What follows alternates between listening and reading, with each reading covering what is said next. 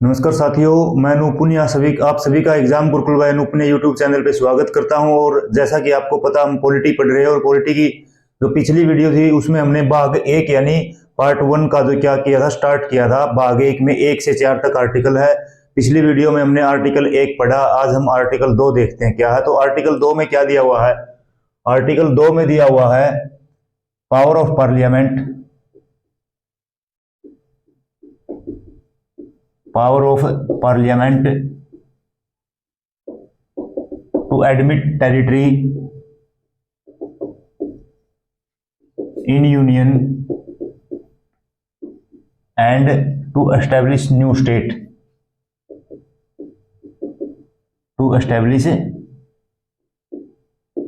यानी नए राज्यों का या नए अक्षेत्रों का संघ में शामिल करने व नए राज्यों की स्थापना की शक्ति किसके पास है? संसद के पास है।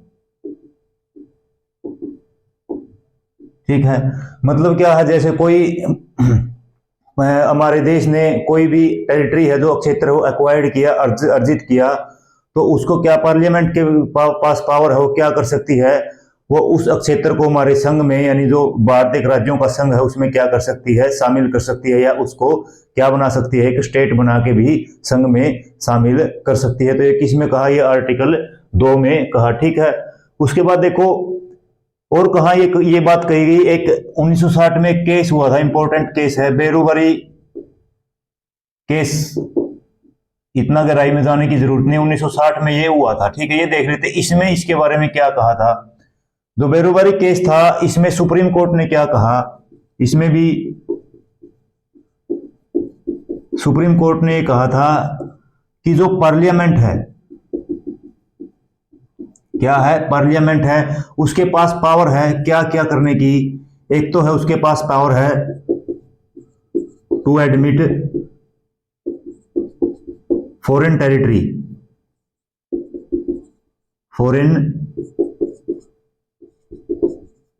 टेरिटरी इन इंडिया, यानी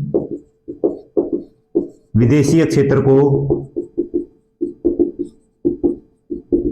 भारत में शामिल करना। ठीक है, और दूसरा क्या था? दूसरी कौन सी पावर है पार्लियामेंट के पास? टू सरेंडर इंडियन टेरिटरी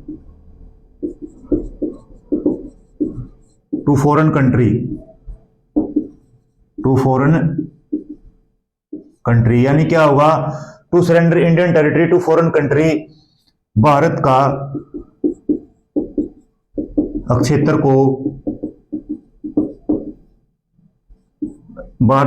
विदेश को या दूसरे देश को सौंपने की जो शक्ति है वो किसके पास है? ये पार्लियामेंट यानी संसद के पास है। किसके पास है? संसद के पास है। ये बात भी किसने कही? सुप्रीम कोर्ट ने कही। बेरोबरी जो केस 1960 में हुआ था सुप्रीम कोर्ट में, उसमें ये बात कही। ठीक है, इसका एग्जाम्पल देखते हैं। जब 2015 में नरेंद्र मोदी गवर्नमेंट आई थी, उसमें क्या हुआ? 100वां संविधान संशोधन हुआ था, 100th कॉन्स्टिट्यूशनल अमेंडमेंट एक्ट 2015। ठीक है, 100वां संविधान संशोधन 2015 में हुआ। और इसमें क्या हुआ? इसमें हुआ इंडो बांग्लादेश बॉर्डर एग्रीमेंट। ठीक है, यानी भारत बांग्लादेश सीमा समझौता इसी में हुआ। इस समझौते में क्या हुआ? इस समझौते में हुआ जो कुछ बांग्लादेश का जो क्षेत्र था, जो पैचेज ऑफ लैंड थी, कनक्लेव बोल सकते हो, निर्वाचित सभा थी, वो भारत की जो सीमा थी उसके अंदर पड़ती थी। और कुछ भारत के जो निर्वाचित क्षेत्र थे या कनक्लेव थे वो बांग्लादेश की बाउंड्री के अंदर पड़ते थे।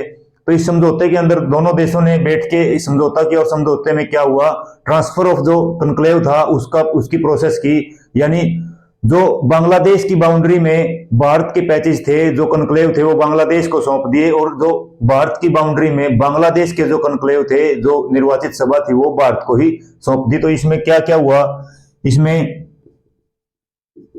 इंडिया ने Bangladesh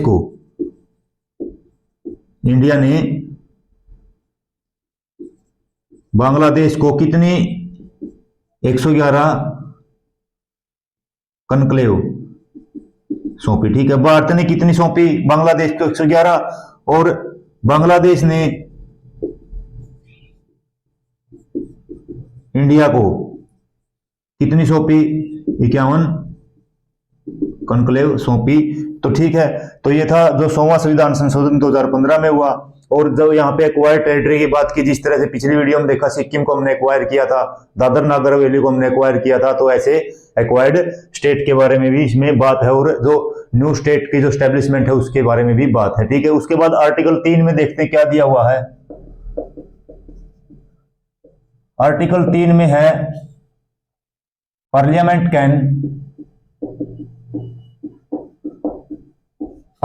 can change the area name boundary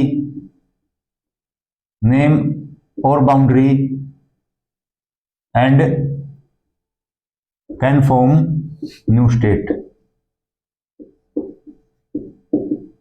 यानी जो पार्लियामेंट के पास पावर है, जो हमारे देश में आज जो राज्य है उनका जो बाउंड्री में चेंज कर सकती है, उनके जो एरिया क्षेत्रफल में चेंज कर सकती है, घटा भी सकती है, बढ़ा भी सकती है, और क्या कर सकती है, उनके नाम में भी बदलाव कर सकती है, या कोई उनमें से निकाल के कुछ एरिया के साथ उसको क्या कर सकती है, एक नए राज्य का गठन कर सकती है। यानी क्या क्या है इसमें सबसे पहले नाम को बदलना, उसके बाद अक्षेत्र को बदलना, उसके बाद क्या है, नाम को, अक्षेत्र को, सीमा को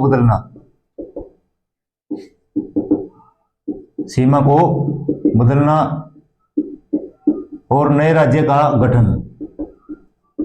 ये जो सारी की सारी शक्ति किसके पास है, ये संसद के पास क्या है, इसकी शक्ति है। ठीक है, तो ये parliament can change the area name and boundary and can form new state, क्या बना सकते हैं, नए राज्य भी बना सकते हैं। किसमें कहा, ये आर्टिकल 3 में कहा। अब देखो यहाँ पे एस्टेब्लिशमेंट ऑफ स्टेट है, यानी जो एक्वायर एरिया है उसको जो स्टेट के राज्य में स्टेब्लिश कर सकते हैं। और यहाँ पे क्या है, जो हमारे स्टेट है उन्हीं में से एक स्टेट में से दो राज्यों का गठन कर सकते हैं, जैसे कि तेलंगाना का हुआ था, जैसे पंजाब से हरियाणा निकाला था, ऐसे तो कर सकती है। ठीक है, अब देखो जो फॉर्मेशन ऑफ स्टेट है वो कैसे होगा, फॉर्मेशन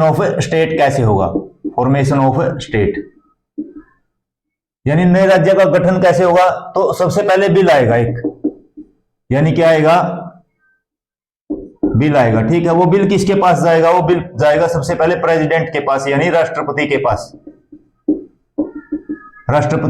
जाएगा। राष्ट्रपति क्या करेगा, उसको राष्ट्रपति जो स्टेट है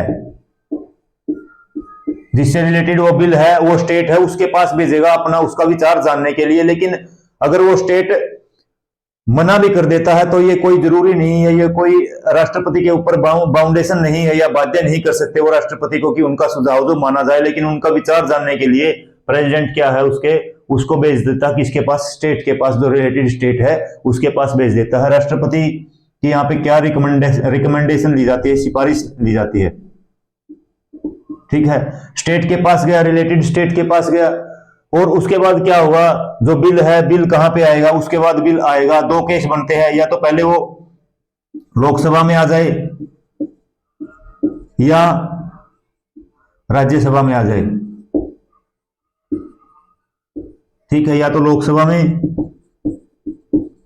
या कहां आ जाए, या राज्यसभा में आ जाए। ठीक है, अब देखो अगर पहले लोकसभा में आया तो यहां जो सिंपल मेजोरिटी से लोकसभा में पास होगा, उसके बाद किस में जाएगा, ये जाएगा राज्यसभा में।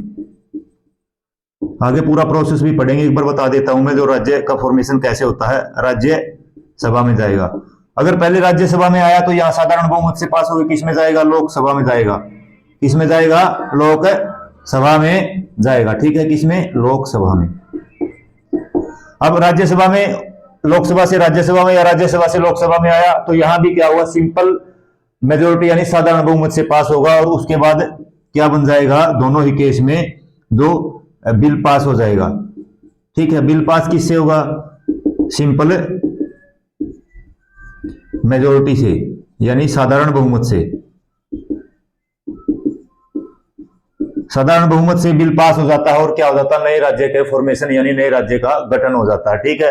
तो सिंपल मेजोरिटी होती है 50% of present and voting member of the house, मतलब जो उस सदन में 50% है जो वोटिंग करते हैं और जो उपस्थित है उनका 50% क्या होना चाहिए, जो उस बिल के ऊपर साइन कर देते हैं, तो सिंपल मेजोरिटी से वो बिल क्या हो जाएगा, पास हो जाएगा। तो फॉर्मेशन ऑफ स्टेट क्या था, बिल प्रेसिडेंट के पास जाएगा, प्रेसिडेंट क्या करता है, स्टेट के पास भेजता है उनका विचार जानने के लिए, लेकिन जो स्टेट है उसके विचार के लिए राष्ट्रपति बाध्य नहीं है, ये जरूरी नहीं है राष्ट्रपति उनके विचार को माने या ना माने। उसके बाद बिल दो केस हो सकते हैं, पहले लोकसभा में आ सकता है या पहले राज्यसभा में आ सकता है। पहले लोकसभा में आएगा तो यहाँ क्या होगा, सिंपल जो मेजोरिटी साधारण बहुमत से क्या होगा, पास होगा, राज्यसभा में चला जाएगा।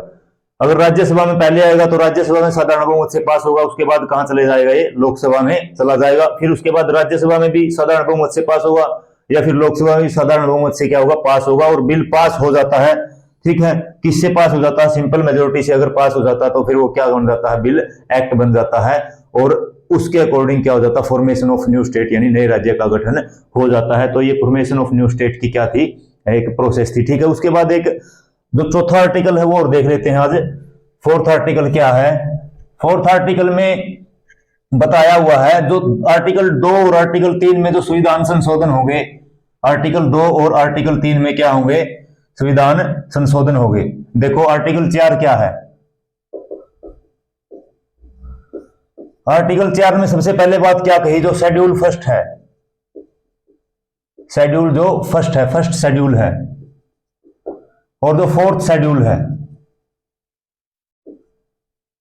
अगर 2 और 3 आर्टिकल 2 और 3 के अनुसार इनमें क्या कर सकते हैं, चेंज कर सकते हैं। चेंज कैसे होगा, देखो जो फर्स्ट शेड्यूल है, जो पहली अनुसूची है, उसमें क्या दिया हुआ है, union state and union territory यानी राज्य और केंद्र शासित प्रदेश। अगर 2 और 3 के तहत, आर्टिकल 2 और आर्टिकल 3 के तहत हमने किसी भी राज्य की जो बाउंड्री है उसमें बदलाव किया है, कोई एरिया ऐड किया, कोई एरिया उसमें से निकाल के दूसरे स्टेट को दिया है या नया राज्य बनाया है, तो उनकी जो राज्य और यूनियन टेरिटरी है उनमें क्या हुआ, बदलाव होगा। तो मतलब जो आर्टिकल 4 में क्या है, आर्टिकल 2 और आर्टिकल 3 के तहत अनुसूची 1 है उसमें बदलाव होगा, फर्स्ट शेड्यूल में भी बदलाव होगा।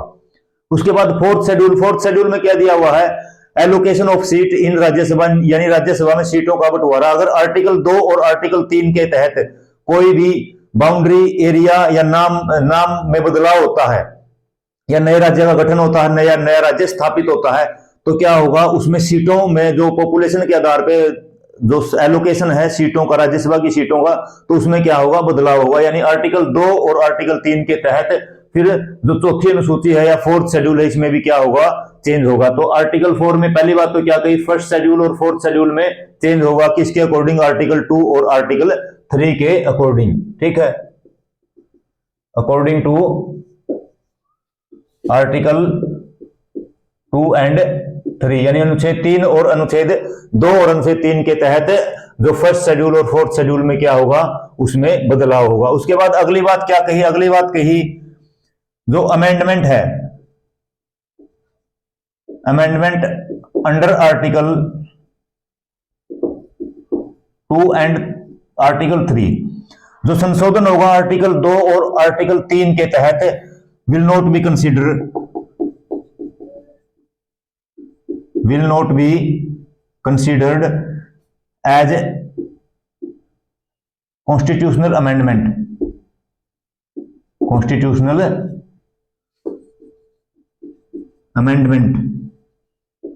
under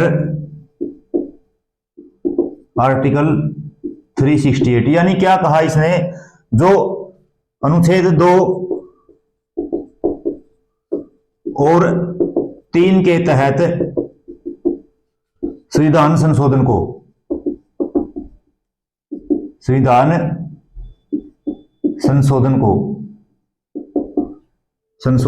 को अनुच्छेद 368 के तहत संविधान संशोधन नहीं माना जाएगा। संविधान संशोधन नहीं माना जाएगा। ठीक है, इसका मतलब क्या है, सिंपल देखते हैं क्या है। इसका मतलब है आर्टिकल 368 में अनुच्छेद 368 में संविधान संशोधन दिया हुआ है, और जो 368 में संविधान संशोधन होता है, आर्टिकल 368 में क्या होता है, जो कॉन्स्टिट्यूशनल अमेंडमेंट होता है, कॉन्स्टिट्यूशनल अमेंडमेंट या संविधान संशोधन होता है, यह होता है स्पेशल मेजोरिटी से, यानी विशेष बहुमत से। क्या होता है, लेकिन यहां तो क्या है, यहां तो सिंपल मेजोरिटी से हो रहा। इसका मतलब क्या है, जो आर्टिकल 2 और आर्टिकल 3 के अनुसार जो संविधान में संशोधन होगा, उसको हम आर्टिकल 368 के तहत जो संविधान संशोधन होता है उसमें कंसीडर नहीं करेंगे, वो नहीं मानेंगे। तो ये आर्टिकल 4 की जो मेन बात ये क्या है, amendment under article 2 and 3 will not be consider as the constitutional amendment under article 368, यानी जो अनुच्छेद 2 और अनुच्छेद 3 के तहत संविधान संशोधन होगा, हम उसको जो अनुच्छेद 368 के तहत संविधान संशोधन उसको नहीं माना जाएगा, वो कॉन्स्टिट्यूशनल अमेंडमेंट नहीं होगा, क्योंकि यहाँ पे सिंपल मेजोरिटी से क्या हो रहा है, संविधान में संशोधन हो रहा है। लेकिन 368 में किससे होता है, स्पेशल मेजोरिटी से क्या होता है, संविधान में संशोधन होता है।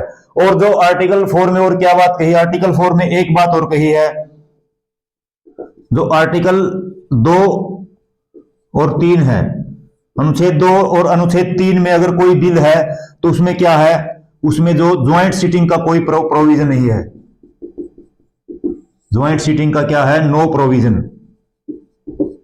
ठीक है, नो प्रोविजन का मतलब क्या है, ज्वाइंट सीटिंग मतलब संयुक्त बैठक का कोई प्रावधान नहीं है। ठीक है, मतलब क्या है, जिस तरह से मैंने बताया था, जो ज्वाइंट सीटिंग होती है, जब एक हाउस यानी जो बिल को पास कर देता है और दूसरा हाउस क्या कर देता है, बिल को पास नहीं करता। राज्यसभा पास कर देता तो लोकसभा कभी कभी पास नहीं करता, या लोकसभा पास कर देता तो कभी कभी राज्यसभा पास नहीं करता। तो उस केस में राष्ट्रपति यानी प्रेसिडेंट के पास पावर होती है, वो दोनों हाउस की ज्वाइंट सीटिंग बुलाए और ज्वाइंट सीटिंग में बैठा के उसको क्या कर ले, उस बिल को पास करवा ले। लेकिन अगर यहाँ पे ऐसा होता है, जो डेडलॉक दोनों हाउस के बीच में जो डेडलॉक बनता है, यानी दोनों हाउस एक अगर पास नहीं करता और दूसरा पास कर देता है, तो जो आर्टिकल 2 और आर्टिकल 3 में जो बिल आएगा, क्या आएगा, फॉर्मेशन ऑफ स्टेट का जो बिल आएगा, उसके अंदर ज्वाइंट सीटिंग का प्रावधान नहीं है। तो उसके तहत हम जो संयुक्त बैठक है और राष्ट्रपति नहीं बुला सकता। तो ये आर्टिकल 4 था। 4 में क्या था, फर्स्ट शेड्यूल और फोर्थ शेड्यूल में चेंज होगा, किसके अकॉर्डिंग, आर्टिकल 2 एंड आर्टिकल 3 के। उसके बाद जो amendment under article 2 and under article 3 will not be consider as the constitutional amendment under article 368, यानी जो संविधान में अनुच्छेद 2 और 3 के तहत जो संशोधन होगा, उसको अनुच्छेद 368 के तहत हम संशोधन नहीं मानेंगे। उसके बाद अगली बात क्या थी, आर्टिकल 2 एंड आर्टिकल 3 है, अगर इसमें कोई दोनों हाउस के बीच में डेडलॉक बनती है, कोई गतिरोध पैदा होता है, तो उसका मतलब क्या है, वहां पे ज्वाइंट सीटिंग का भी कोई प्रावधान नहीं है। तो ये भाग 1 यानी पार्ट 1 यहाँ पे समाप्त होता है। और मैं उम्मीद करता हूं सभी चीजें आपको अच्छे तरीके से समझ में आ रही। जैसे मैं बोर्ड पर लिख रहा हूं, आप ऐसे ही इनको नोट करते चले जाइए, बहुत अच्छे क्लास नोट्स आपके तैयार हो जाएंगे। और एक बार फिर से मैं आपसे रिक्वेस्ट करता हूं, चैनल को सब्सक्राइब कीजिए, लाइक कीजिए, वीडियो को शेयर जरूर कीजिए अपने फ्रेंड सर्कल में, और कमेंट में बताइए हमारी जो पॉलिटी की क्लासेस कैसी चली हुई है और आज की क्लास कैसी लगी। Thank you.